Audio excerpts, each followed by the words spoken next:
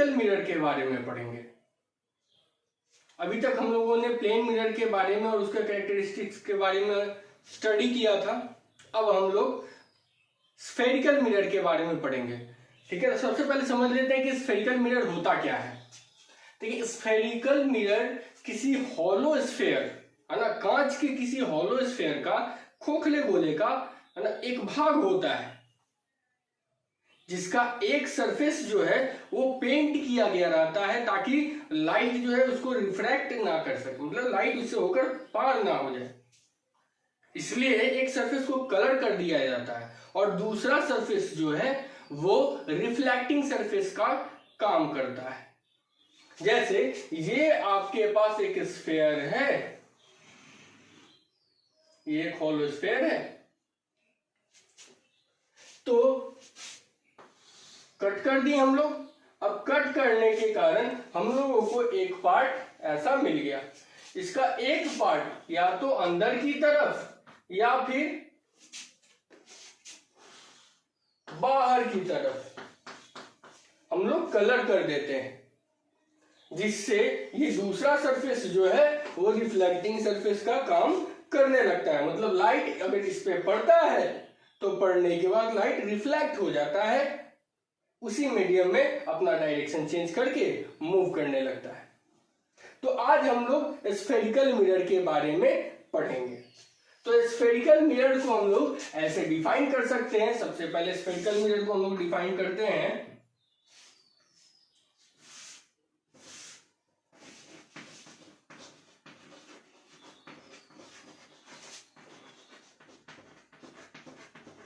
Spherical mirror, ठीक है, it is a part of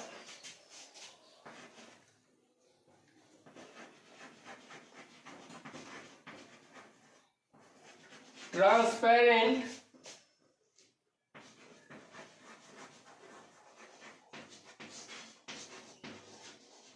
hollow sphere. यह एक पारदर्शी खोखले गोले का भाग होता है, which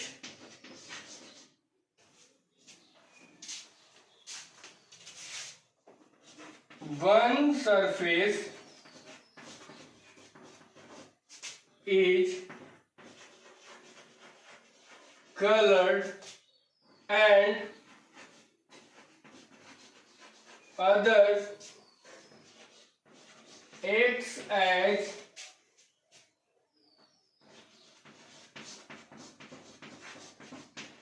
reflecting surface।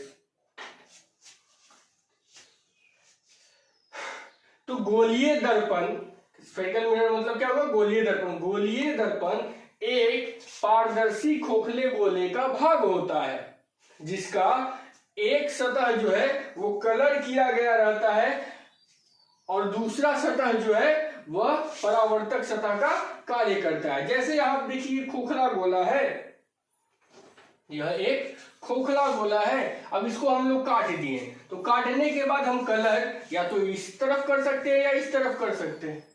तो अगर हम इस तरफ कलर करते हैं तो ये वाला, ये अगर कलर्ड पार्ट है, कलर्ड पार्ट, तो ये क्या हो जाएगा, रिफ्लेक्टिंग सरफेस। ये हो जाएगा आपका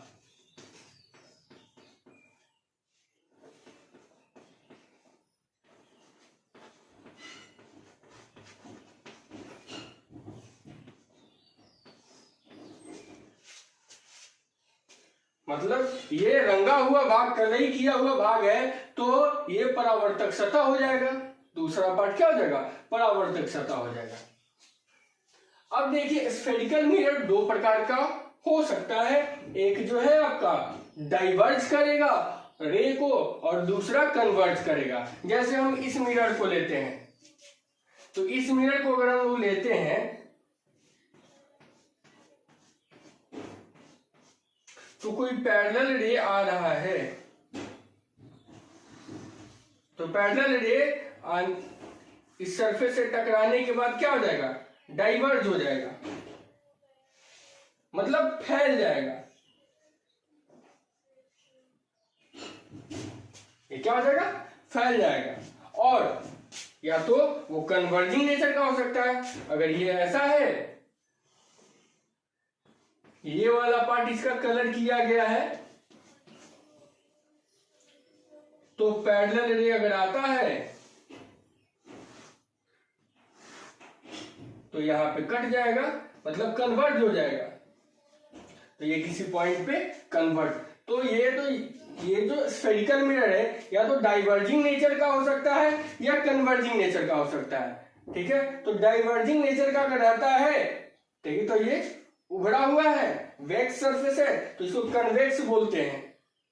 ठीक है, उत्तल, इसको क्या बोलते हैं, उत्तल दर्पण। और जो केव है, गुफा के अनुसार धंसा हुआ है, उसको हम लोग, वो क्या करता है, कन्वर्ज करता है, तो उसको हम लोग बोलते हैं कनकेव मिरर, अर्थात अवतल दर्पण। ठीक है, तो हमारे पास गोलीय दर्पण कितने प्रकार के हो सकते हैं, 2 प्रकार के। या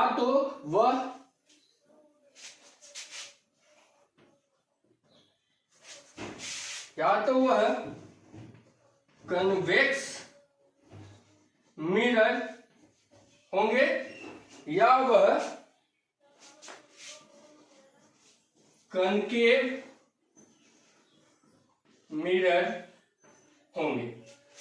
या तो वह कन्वेक्स अर्थात उत्तल दर्पण या वो कनकेव अर्थात अवतल दर्पण होंगे। तो हम लोग लिखते हैं टाइप्स ऑफ स्फेरिकल मिरर। ठीक है, there are 2 basic types of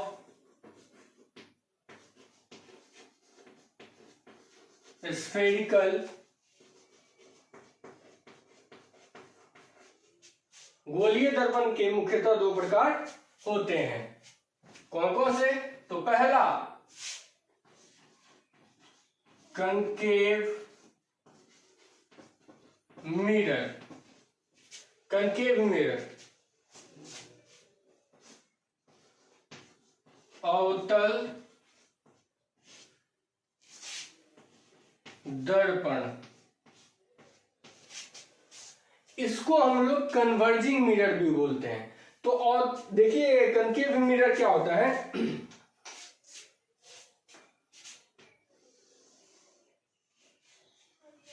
ये हो गया। अब इसका उभरा हुआ पार्ट जो है उसको कलर कर दिया गया होता है, मतलब कलई कर दिया गया रहता है।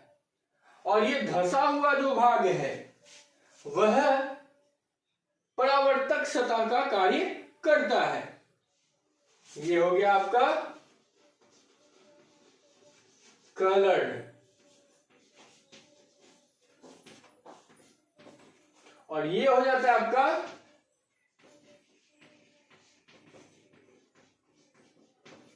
Reflecting surface. ठीक है, ये वाला जो भाग है ये इसका कलर किया हुआ रहता है, रंगा हुआ भाग है, मतलब उभरा हुआ, वैसा गोलीय दर्पण जिसका उभरा हुआ भाग कलई किया हुआ हो तथा धंसा हुआ भाग परावर्तक सतह का कार्य करता है, वो क्या है, कनकेव मिरर है। या फिर इसको ऐसे भी कर सकते हैं कि समांतर आती हुई प्रकाश की किरण जिस गोलीय दर्पण से टकराने के बाद किसी बिंदु पर केंद्रित हो जाती है, उसे हम लोग कनकेव मिरर या कन्वर्जिंग मिरर कहते हैं। देखिए कैसे,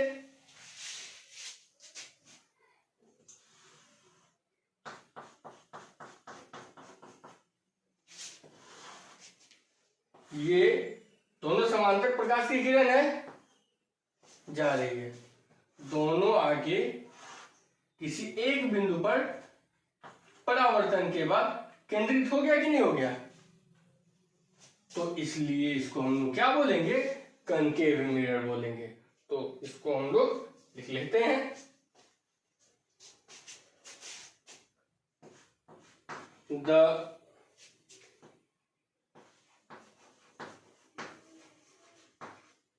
spherical mirror which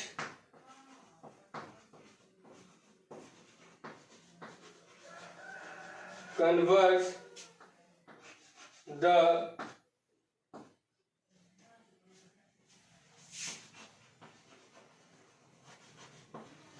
parallel ray of light at a point after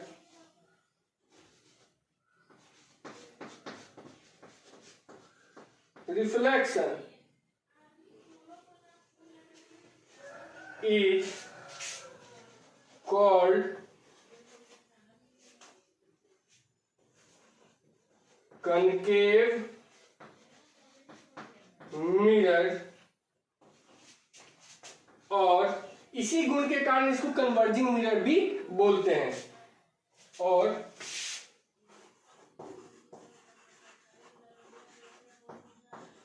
converging mirror, ठीक है, कनकेव मिरर, अवतल दर्पण। तो वह गोलीय दर्पण जिससे समांतर प्रकाश की किरण परावर्तन के बाद किसी बिंदु पर केंद्रित हो जाए, उस दर्पण को हम लोग अवतल दर्पण या इसे अभिसारी दर्पण भी कहते हैं, है ना। वो इस बिंदु पर अभिसारित हो रहा है, केंद्रित हो रहा है, ठीक है, तो इसलिए इसको अभिसारी दर्पण भी कहेंगे। इसको नोट कर लीजिए। दूसरा जो है वो है आपका कन्वेक्स मिरर। दूसरा क्या है आपका, कन्वेक्स मिरर है। इसको बोलते हैं हम लोग उत्तल दर्पण।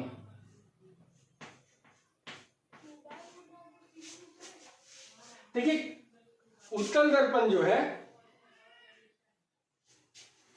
उसमें क्या होता है, ये देख लीजिए,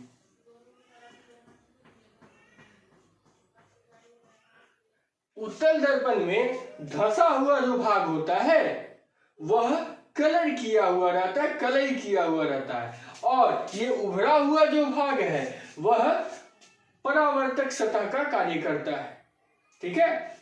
मतलब ये धंसा हुआ भाग कलर रहेगा और उभरा हुआ भाग रिफ्लेक्टिंग सरफेस का काम करेगा। तो इस प्रकार का जो मिरर है उसको हम लोग बोलते हैं कन्वेक्स मिरर। इसमें क्या होता है कि पैरेलल जो रे आता है, ये रे पैरेलल आया और आने के बाद क्या हो जाता है, डाइवर्ज हो जाता है। क्या हो जाता है, डाइवर्ज हो जाता है। मतलब यह क्या कर देता है, समांतर प्रकाश किरणों को अपसरित कर देता है, इसलिए इसको अपसारी दर्पण भी कहते हैं, है ना। तो इसको हम लोग डिफाइन कर सकते हैं इस प्रकार से, the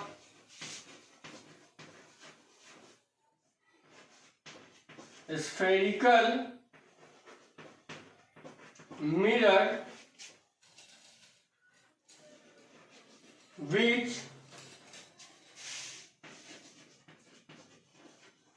diverge the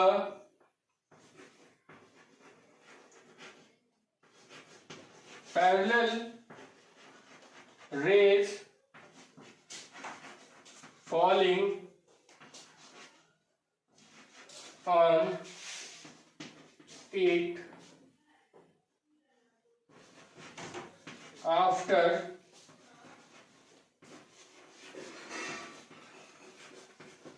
reflection is called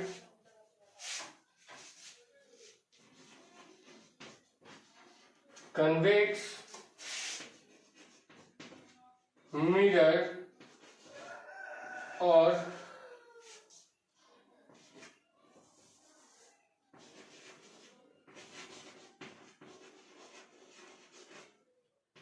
diverging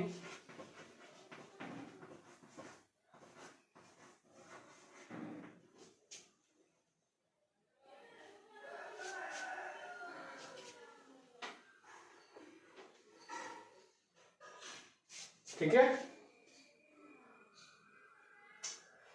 Hindi लिखेंगे, वह गोलीय दर्पण जो समांतर आती हुई प्रकाश की किरणों को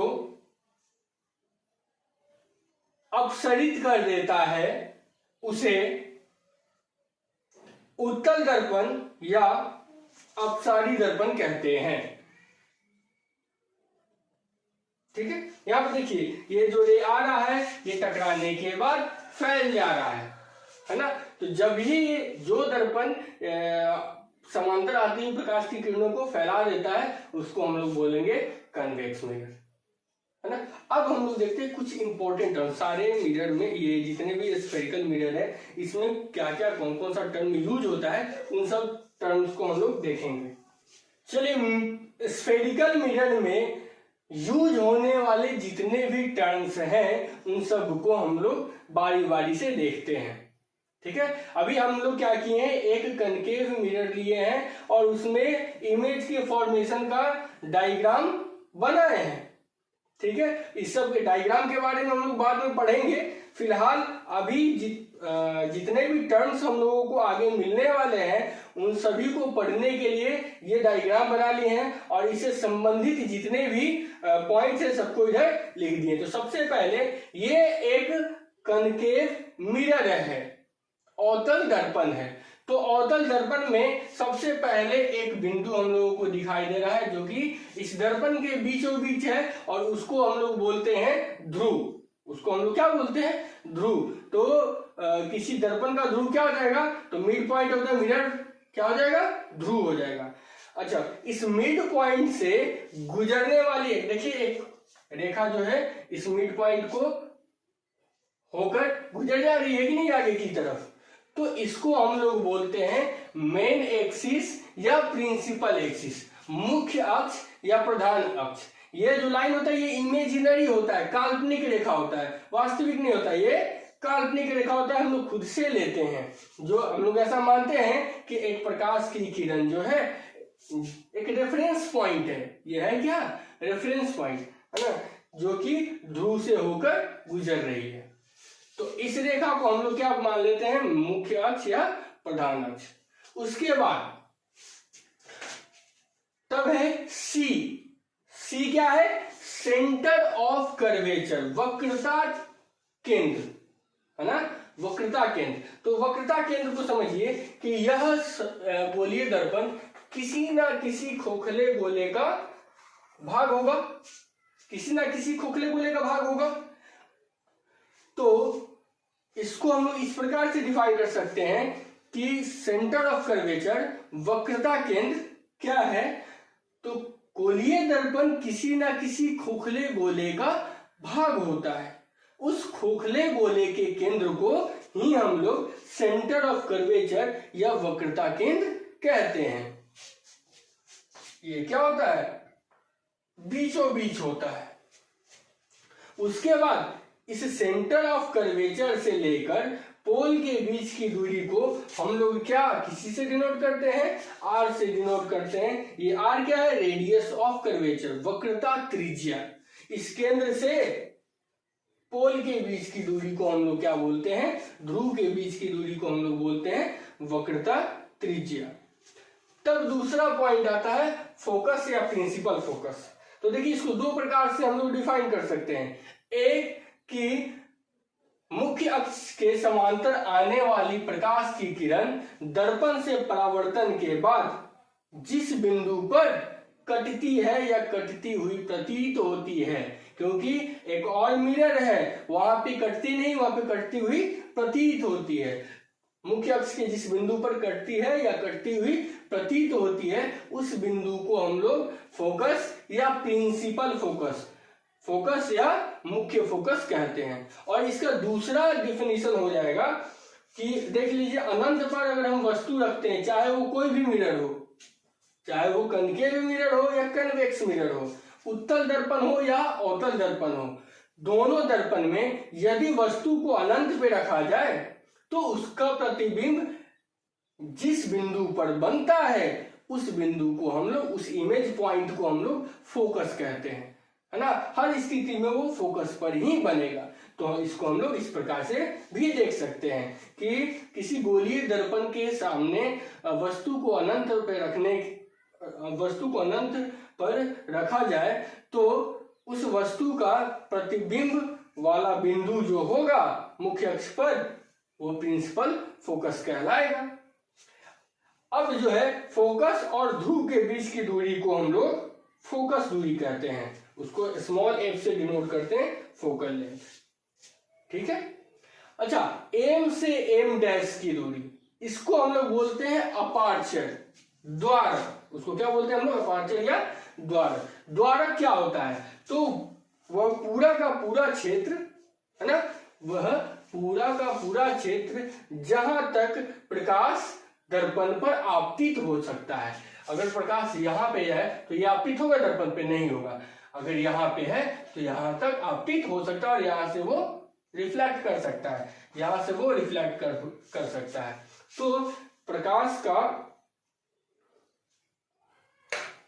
प्रकाश दर्पण के जितने भाग तक आपतित हो सकता है उस भाग को हम लोग क्या बोलते हैं? अपार्चर बोलते हैं। जैसे ये क्या हो जाएगा, यहां से यहां तक। अगर हम बात करें कन्वेक्स मिरर का तो उसका अपार्चर क्या हो जाता है? बड़ा हो जाता है। उसका अपार्चर क्या हो जाता है? बड़ा हो जाता है, क्योंकि इधर से भी आता हुआ प्रकाश का किरण और इधर से भी आता हुआ प्रकाश का किरण आपतित हो सकता है, ठीक है। तो अगर हम बात करें समतल दर्पण, उत्तल दर्पण और अवतल दर्पण में सबसे बड़ा द्वारक किसका होता है? तो सबसे बड़ा द्वारक अगर सेम साइज का रहता है तो सबसे बड़ा द्वारक किसका हो जाता है? कन्वेक्स मिरर का, मतलब उत्तल दर्पण का। अगला बिंदु है यू। यू क्या होता है? अगर यहाँ पे ऑब्जेक्ट रखे हैं हम लोग, तो ऑब्जेक्ट की दूरी ध्रुव के साथ अगर मापते हैं तो हम लोग उसको ऑब्जेक्ट डिस्टेंस बोलते हैं और इसको यू से डिनोट करते हैं। ये हमेशा ऋणात्मक हम लोग लेते हैं, ऐसा नहीं है कि हमेशा ऋणात्मक होगा, लेकिन ऋणात्मक लेते हैं, है ना। हम लोग साइन कन्वेंशन देखेंगे, उसमें सब देख लेंगे कि यू भी एफ ये सारा का सारा क्या निगेटिव होगा, कब पॉजिटिव होगा, ये सारा का सारा केस हम लोग आगे साइन कन्वेंशन में देख लेंगे। उसके बाद है भी। तो देखिए यहाँ पे हमारा इस वस्तु का प्रतिबिंब आई हम लोगों को यहाँ पे प्राप्त हुआ, तो प्रतिबिंब का ध्रुव के साथ जो दूरी है, ध्रुव से प्रतिबिंब के बीच की दूरी को हम लोग क्या बोलते हैं? इमेज डिस्टेंस, प्रतिबिंब की दूरी, ठीक है। तो इसको नोट कर लिए और इन सभी टर्म्स को हम लोग डिफाइन कर लेते हैं जितना हो सके छोटे भाग में। अब जो है हम लोग कुछ इंपॉर्टेंट टर्म्स जो है अभी हम लोग डायग्राम में देखे थे उसको डिफाइन करेंगे। जैसे पहला पॉइंट आता है पोल, ध्रुव। तो ध्रुव को कैसे डिफाइन करेंगे? Mid point of the mirror. Mirror का जो मिड पॉइंट है, दर्पण का जो मध्य बिंदु है, उसको हम लोग बोलेंगे पोल या ध्रुव। तो इसको हिंदी में लिख देंगे दर्पण का मध्य भाग ध्रुव कहलाता है। दूसरा है सेंटर ऑफ कर्वेचर, वक्रता केंद्र। तो समझा दिए ही थे कि गोलीय दर्पण जिस खोखले गोले का भाग होता है उस खोखले गोले के केंद्र को हम लोग वक्रता केंद्र कहते हैं। और यहीं पे लिखे हुए हैं centre of A sphere of which the mirror is part, मतलब दर्पण जिस खोखले गोले का भाग है उसके सेंटर को हम वक्रता केंद्र कहते हैं। अगला है रेडियस ऑफ कर्वेचर। अगला क्या है आपका? Radius of curvature. तो रेडियस ऑफ कर्वेचर क्या हो जाएगा, वक्रता त्रिज्या, distance between centre of curvature and pole. दर्पण के ध्रुव तथा वक्रता केंद्र के बीच की दूरी क्या कहलाती है, वक्रता त्रिज्या कहलाती है। ये वक्रता त्रिज्या को हम लोग आर से डिनोट करते हैं। किस चीज से डिनोट करते हैं, आर से। तो अगर हम बात करें कनकेव मिरर का, तो कनकेव मिरर का आर निगेटिव होता है, कन्वेक्स मिरर का आर पॉजिटिव होता है, और प्लेन मिरर का जो आर है वो अनंत होता है। ठीक है, अगला है प्रिंसिपल एक्सिस, प्रधान अक्ष। तो एक इमेजिनरी लाइन, एक काल्पनिक रेखा पासिंग थ्रू पी एंड सी, दर्पण के ध्रुव तथा वक्रता केंद्र से होकर गुजरने वाली एक काल्पनिक रेखा प्रधान अक्ष या मुख्य अक्ष कहलाता है। फोकस, ठीक है। अब हम लोग देखते हैं फोकस के बारे में। फोकस क्या होता है, तो फोकस को सब देख ही लिए थे कि दर्पण के समांतर, दर्पण के मुख्य अक्ष के समांतर आने वाली प्रकाश की किरणें दर्पण से टकराने के बाद मुख्य अक्ष के जिस बिंदु पर कटती है या कटती हुई प्रतीत होती है उसे दर्पण का मुख्य फोकस या फोकस कहते हैं। या दूसरा डिफिनेशन देखे हुए थे कि यदि गोलीय दर्पण में वस्तु को अनंत पे रखा जाए तो उस वस्तु का प्रतिबिंब बिंदु जो है वो मुख्य अक्ष पर फोकस कहलाता है, प्रिंसिपल फोकस कहलाता है। तो उसी चीज को an image point on principal axis for which object is at infinite, है ना।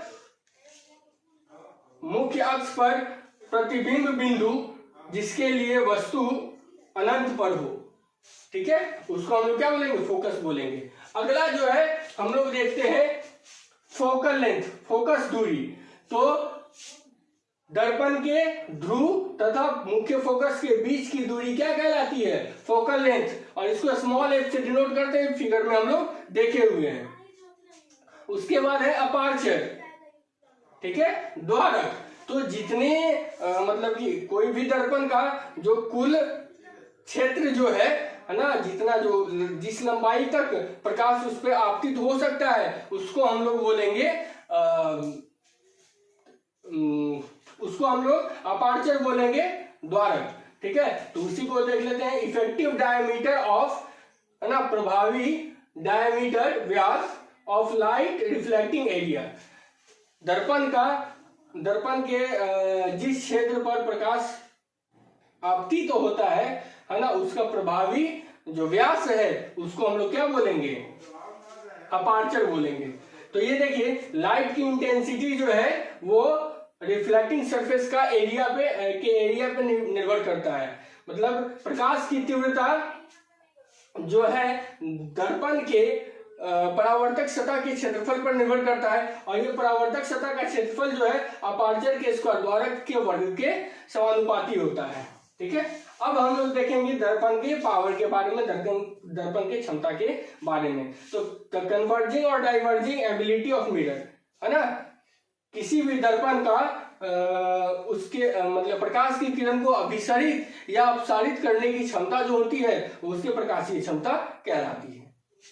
अगला है फोकल प्लेन, फोकस तल, ठीक है। तो फोकस तल क्या होता है, plane passing from focus and perpendicular to the principal axis, ठीक है। मतलब ये हो गया दर्पण, ठीक है, और यहाँ पे फोकस है। तो इस फोकस से होकर गुजरने वाला ये जो तल है ये हो जाता है फोकल तल, है ना। और ये देखिए तो मुख्य अक्ष के समांतर है, सॉरी परपेंडिकुलर है कि नहीं। तो वैसा तल जो फोकस से होकर गुजरता है और वह मुख्य अक्ष के लंबवत होता है उसको हम लोग बोलते हैं फोकस तल, ठीक है। तो इसको नोट कर लीजिए आप लोग।